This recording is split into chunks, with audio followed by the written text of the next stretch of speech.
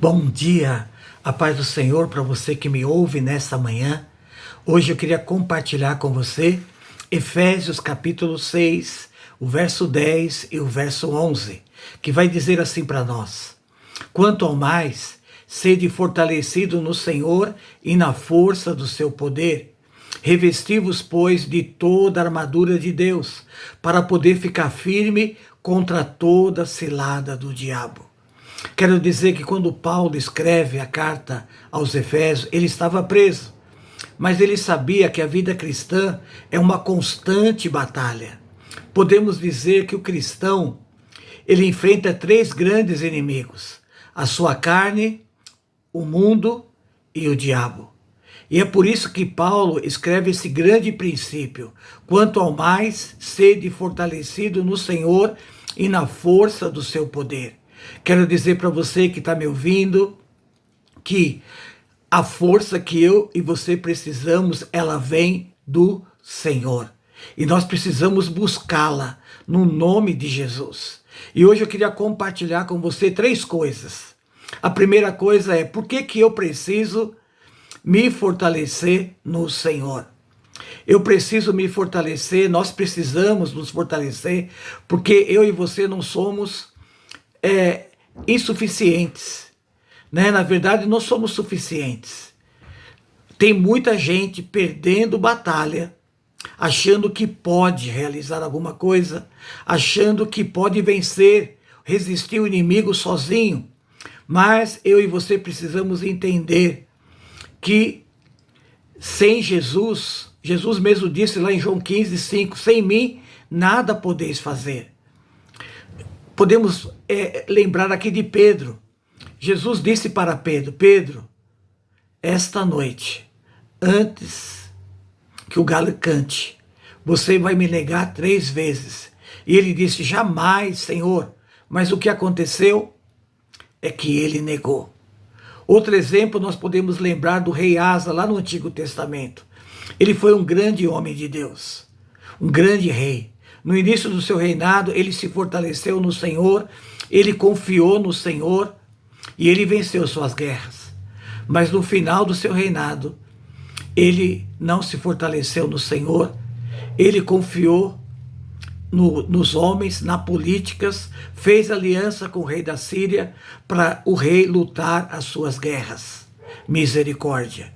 Eu quero dizer que o maior problema do ser humano não é reconhecer a sua fraqueza, mas sim achar que pode vencer sem a presença de Deus. A segunda coisa que eu queria dizer para você é como se fortalecer no Senhor. Eu quero dizer que se fortalecer no Senhor, né, como se fortalecer no Senhor, essa coisa não vem automaticamente, né? Não é automático. Eu quero dizer que ela vem baseado no relacionamento que você tem com Deus. Mas vamos lá, como se fortalecer no Senhor? A primeira coisa é orando. A Bíblia nos mostra que Jesus teve uma vida de oração contínua. E no final do seu ministério, ele pega os seus discípulos, sobe lá no Getsemane, no Monte Getsemane, e ele começa a orar porque a alma estava aflita. E quando ele começa a orar, os discípulos dormiram. E Jesus continuou ali orando e começou a se fortalecer. E quando os soldados vieram para prender Jesus, Jesus estava fortalecido. E os discípulos acabaram fugindo. Ou seja, a oração deu força para Jesus enfrentar aquela grande hora, aquele grande momento na vida dele. A segunda coisa, querido, como nós podemos nos fortalecer no Senhor Jesus é através da palavra. Jesus, quando foi levado pelo Espírito Santo ao deserto para ser tentado, e na tentação ele disse para Satanás: está escrito, está escrito, está escrito. Ou seja, ele citou a palavra no mínimo 3 vezes. Nós podemos ver nessa narrativa. E ele venceu através da palavra. É a palavra, meu irmão, que vai nos dar força para a gente vencer o inimigo, como ser fortalecido no Senhor.